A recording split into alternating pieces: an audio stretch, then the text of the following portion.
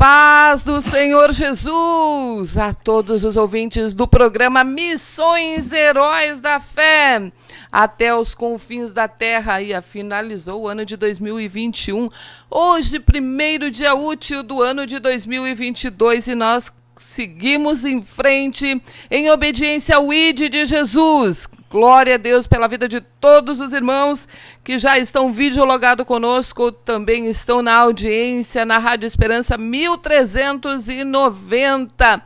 E hoje, surpresa da parte de Deus para nós, para toda a família Heróis da Fé, a presença do pastor João César. Paz do Senhor, pastor João César. Paz do Senhor, irmã Ivoneide, paz do Senhor a todos os irmãos que estão na escuta do programa Heróis da Fé. Uma alegria estar aqui com os irmãos neste primeiro programa do ano, né? Primeiro programa do ano. O senhor pode colocar um pouquinho para frente essa cadeira, acho que fica mais próximo aí do microfone.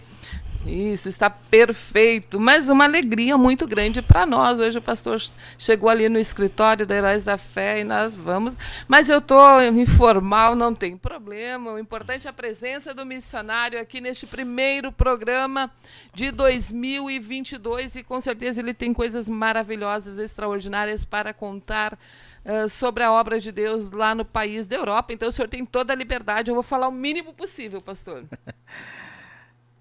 Aleluia, amém. Nós chegamos no Brasil dia 25, bem no dia do Natal.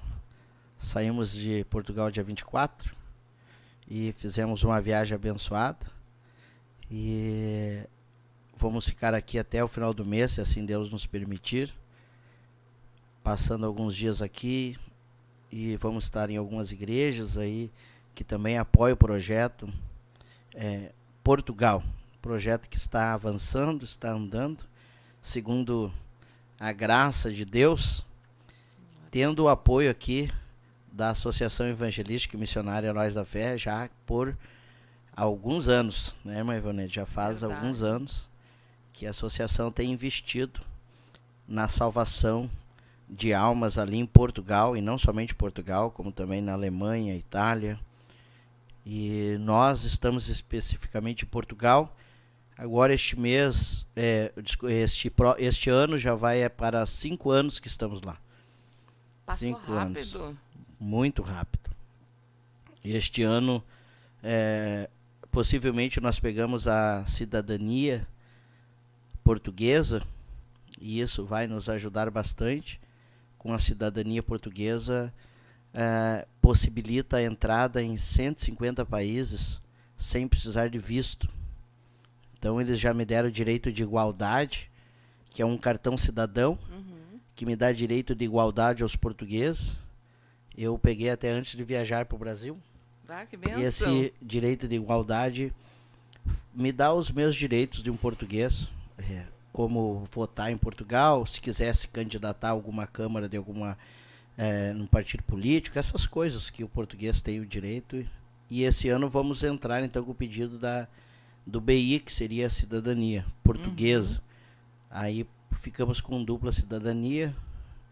Isso já nos ajuda mais ainda, pois se Deus tiver alguma coisa além de Portugal, já a porta já fica aberta, né? Pois tem aí possibilidade de entrar em 150 países. Que maravilha, que notícia boa para 2022, né, pastor? É um investimento que os Heróis da Fé têm feito. Árduo, porque o euro é alto, né? Mas eu acredito que um investimento que vai render, vai frutificar muito aí no reino de Deus, para a glória de Jesus. Aí um assunto, o senhor tocou bem num ponto que é bem interessante, até para o senhor passar para os nossos ouvintes, que nós já comentamos em programas anteriores, e também o senhor já frisou isso, mas tem muitos irmãos que podem pensar, muitos contribuintes, ou melhor dizendo, que podem pensar, mas por que Heróis da Fé está investindo lá num país de primeiro mundo, que é a Europa, onde tem o euro está tão valorizado e o real desvalorizado? Pastor, o senhor pode explicar isso para os ouvintes, essa importância de não se olhar para os valores aqui desta terra, né? Mas os valores eternos. Irmã Ivoneide, há também aí uma... Portugal é um país em um país que é o país mais pobre da Europa, né? Mas mesmo assim é um país que em muitos aspectos é bem melhor que o Brasil, como na questão de segurança. Não, uma coisa que quando eu cheguei lá que eu observei, não tem um único banco que tenha guarda, vigilante. Nenhum banco tem vigilante, nem porta giratória. A porta é aberta. E os caixas 24 horas é para a rua, que fica aberto 24 horas, né? Sim. Que as pessoas chegam ali, fazem o saque do seu dinheiro, saem contando na rua. Então, a segurança é uma coisa assim que é muito... A sensação de segurança é muito boa no país de Portugal. Mas a população portuguesa, a sua maioria vive uma realidade de simplicidade, não é uma coisa assim de luxúria. O português, geralmente eles pagam um pouco mais do que um salário mínimo, mas recolhem somente sobre um salário mínimo. Sim. Isso, o grosso da população. Então, quando tu vai para a reforma, para a aposentadoria, o salário mínimo hoje é 630 euros. Tu vai ganhar lá 430 euros, 450 euros, porque mesmo aposentado, tu não para de pagar a segurança social, que seria o INSS. Ah, é? Eles continuam te descontando. Então, as pessoas se aposentam com 400 e poucos euros. Se tem uma casa, então eles pagam ali a água, a luz e vivem com aquele valor, as pessoas velhas. Sim. Então, a realidade deles, eles têm uma vida simples. O português não é como o brasileiro, assim, que costuma fazer uma misturança de comida, mistura um monte de coisa. Ele come se tem o arroz, geralmente, né, não tem a massa. O brasileiro põe arroz, massa, feijão. Feijão, né? carne, vai. Ele é a sardinha, o carapau, a cavala, que são os peixes que eles costumam comer. Tendo outros, é claro, mas esse é o mais comum. E muita batata inglesa, gosto muito de batata, né? E é o básico, eles têm uma vida simples, Sim. na verdade. Então, o que acontece? Se tu tens na igreja, lá, como as igrejas não são muito grandes, tu tem na igreja lá 30, 40 membros, e desses 30, 40 membros, 20 dizimam, contando a família, né? Vamos dizer que tenha 20 famílias ou 15 famílias que dizimam. Eles vão dizimar 60, 70 euros por mês a maioria dos membros. Não é porque o salário deles chega até 700, 800 euros por mês. Então essa é a base. Aí tu tem um aluguel, agora o aluguel da Pontinha foi para 725 euros. Aluguel de uma casa 550 euros. E tu vai somando, tu vai ver que tu vai ter que tu paga contabilidade no país. O missionário lá tem que estar registrado, como aqui no Brasil, carteira assinada, seria, né, o contrato de trabalho. Tem que recolher todos, só de segurança social, que seria de INSS, se paga 220 euros por mês.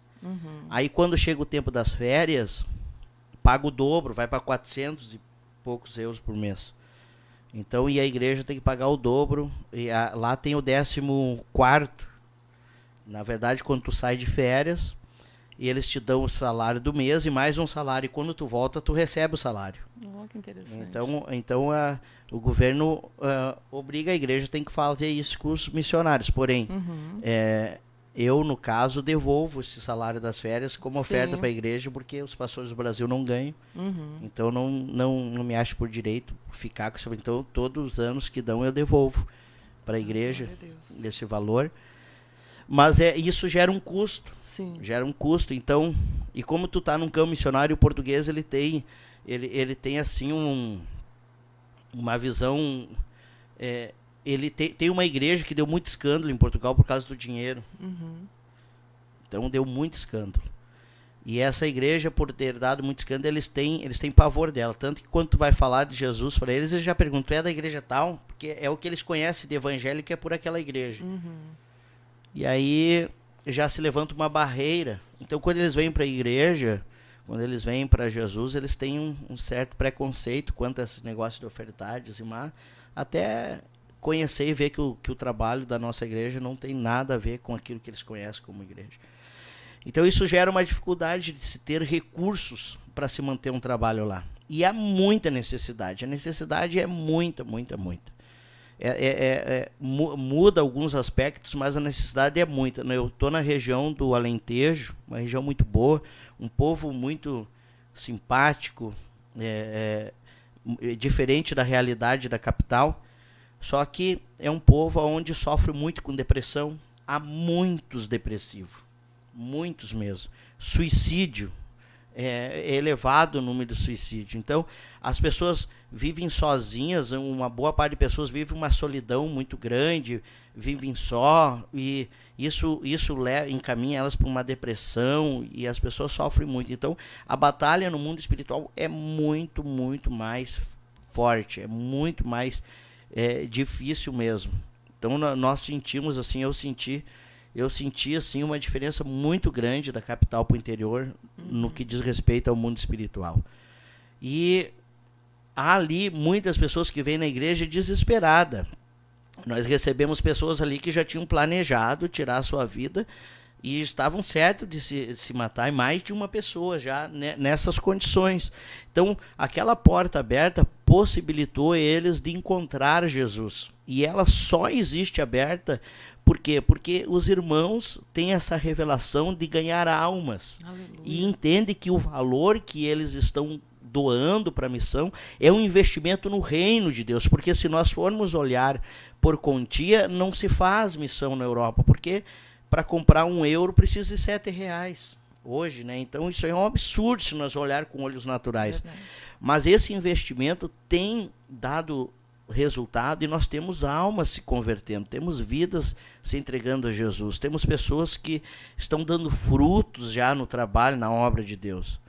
Então, isso não tem preço, né? Quando nós olhamos para o resultado e vemos aquelas almas ali se convertendo, isso não tem preço que pague, pois uma alma vale mais do que o mundo inteiro perdido.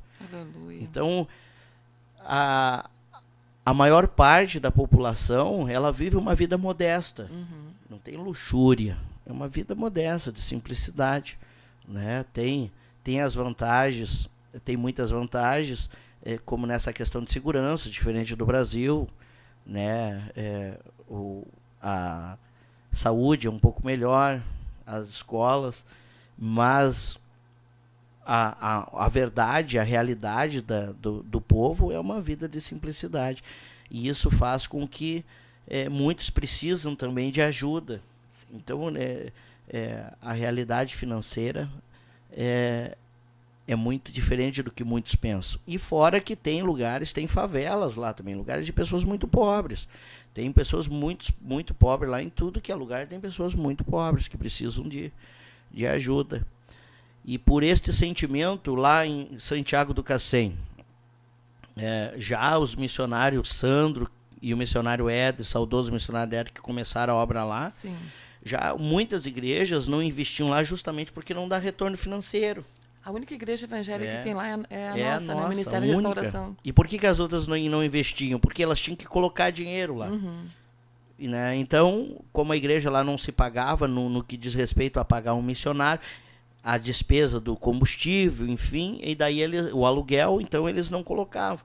E a nossa igreja passou lá o ano 2013, que foi o ano de crise em Portugal, antes, 2013 já, ano de crise, a igreja permaneceu aberta, o Brasil sustentou os missionários lá, passou tudo isso, e a igreja continuou aberta. Então a igreja em Santiago do Cacém, muitos já têm respeito por ela, porque vê a seriedade dela. Sim, ela está lá já há todos esses anos. E sempre está chegando novas pessoas para conhecer, participar do culto, e as barreiras vão caindo e Deus vai abrindo portas e abençoando. Então, essa oferta dos irmãos é um investimento que só a eternidade, na verdade, vai revelar, só a eternidade. Eu estava esses dias vendo, eu já, por misericórdia, aqui no Brasil pastorei igreja, já vi pessoas se converter, isso dá uma alegria muito grande. Orei por pessoas, vi elas sendo batizadas com o Espírito Santo. Agora, esses 5 anos em Portugal, acompanhando a vida dos nossos irmãos portugueses, quando eu vi o irmão José Paulo sendo batizado com o Espírito Santo, foi quando nós conhecemos a realidade, nós vimos que aquilo ali é uma vitória muito maior do que a pessoa consegue entender aqui, como dizer assim, o irmão foi bazar com o Espírito Santo, amém, glória a Deus, foi uma coisa, uma vitória muito maior do que isso, muito, muito, muito maior do que isso. O irmão José Paulo, que é um novo convertido, está nos ouvindo até o programa, Deus abençoe, meu irmão, em nome de Jesus. E quando ele foi bazar com o Espírito Santo, assim, eu me enchi de alegria de um jeito, porque conhecendo essa realidade, nós vemos que ali está havendo mesmo um resultado, uma ação de Deus verdadeira. Glória a Deus. E o trabalho em si, né, pastor, ele teve uma grande expansão na Europa, lá em Portugal, no país de Portugal, porque não só em Santiago do Cacém, não só em Grândola, não só em Lisboa, né, na Pontinha, que é a capital, como também ela expandiu para outros lugares, né? Nós temos hoje igreja em Lisboa, onde está o presbítero Isaac, que está pastoreando a igreja lá, ele e a irmã Taliene, que estão fazendo um excelente trabalho. A obra está crescendo, tem almas para batismo, Deus está confirmando, é uma coisa maravilhosa que Deus está fazendo lá na Pontinha. Que coisa linda, pastor. Então, uma obra que só está crescendo, um grupo de obreiro abençoado. A obra em Almada, onde está o missionário Sandro, que também Deus tem abençoado, tem um grupo abençoado de irmãos lá. E temos em Grândola, onde agora ficou em meu lugar lá o presbítero Reginaldo, que é um companheirão também, que está trabalhando lá. E nós temos lá, veio lá a senhora Maria da Graça, o Jefferson, a irmã Valdirene e outros irmãos que o irmão Diamantino, que estava parado, que pediram reconciliação. O irmão Diamantino é cigano, né? Pediram reconciliação e acrescentou agora nesses meses uns 5 irmãos mais na comunhão da igreja. Que maravilha. Foi criado um departamento de jovens, estamos lá lutando. Foi o irmão Daniel Jeremias daqui, tem muito nos ajudado lá em Santiago. E Grândola, Santiago do Cacém, agora temos em Elvas, onde já temos lá a irmã Fátima, o irmão Joaquim, a irmã Miriam, que está lá agora, e alguns novos convertidos, e não temos um obreiro para lá ainda. Em Elvas não temos um obreiro, então eu tenho ido lá dar Santa Ceia, fazer culto com eles lá, e esperando Deus levantar um obreiro para estar lá para dar continuidade. Que distância o senhor faz? Da onde o senhor está até Elvas para dar a Santa Ceia? Eu faço 220 quilômetros mais ou menos. 200 para ir, né? Dá 440 e de volta. E tem Lousada também, que tem lá o irmão Mário, a Luciane e o Joel, Noemi. Tem lá uns 5, 6 irmãos também que estão esperando um pastor, né? Um obreiro. Que o missionário Sandro vai lá também uma vez por mês, faz 600 quilômetros. 300 para ir e voltar, para dar Santa Ceia, participar do culto.